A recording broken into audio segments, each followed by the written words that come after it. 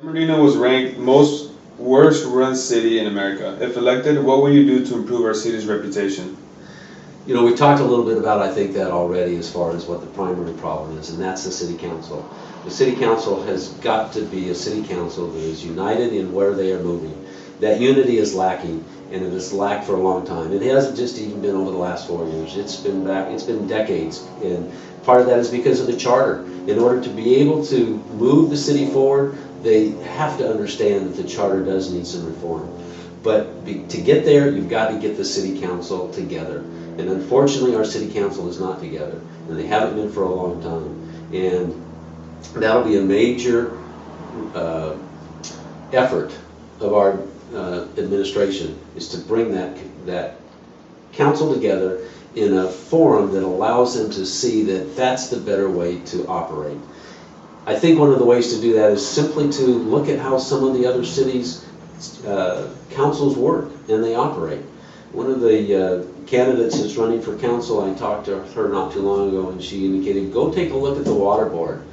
They deal very effectively. They don't have to go through these laborious, painstaking processes in order to get something accomplished. They know what their job is. So part of the problem, I think, is that the council doesn't fully understand or recognize what their job is. Their job is not just to only serve their ward. Their job is first and foremost is to serve the city as a whole. And that's how you have to help them to understand that to move ahead, you may not necessarily get something for your own ward, even though it might be something that's good for your ward, but it might not be the best thing for the city. And you've got to look to see what's the best for the city. And that's the way that you're going to be able to move forward. I don't think that our city council necessarily fully understands and recognizes that. I think that if they were to be able to come to that realization, they would be able to come together and start making decisions that are in the best interest of the city. And that's not how they have governed in the past. They've been ward-centric.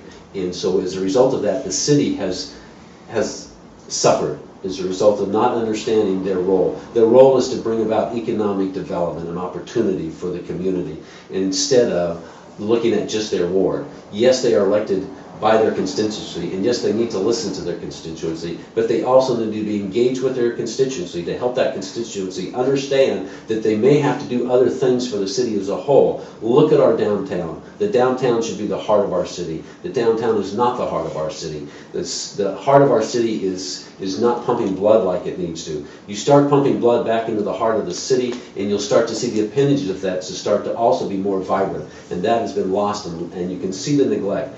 People at 5 o'clock, they vacate the downtown. They're not coming to downtown to want to shop or dine or to go to the theater.